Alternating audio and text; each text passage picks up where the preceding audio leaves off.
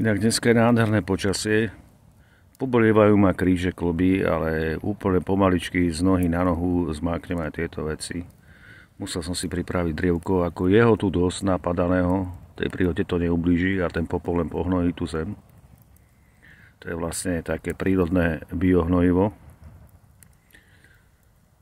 A tu v tomto prostredí, ale potok je čistý, čo som si všimol, bývalo tu viac bordelu. Minulé tam bol hodený koberec, všelijakého odpadky plastové, čo sa splávili hen tam z oného.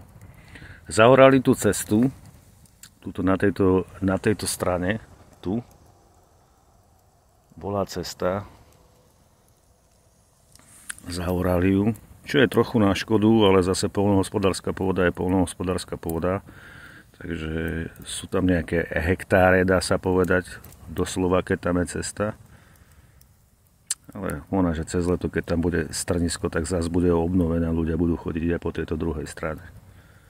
Poľnohospodárom sa to určite neľúbi, alebo vlastníkom pôdy, kto to tam má, že im tady behajú auta, ale zase rybári a tí, čo sa chcú dostať aj druhou stranu, lebo tam je nádherný výhľad na Povazský Inovec a celkové na tú severozápadnú stranu, takže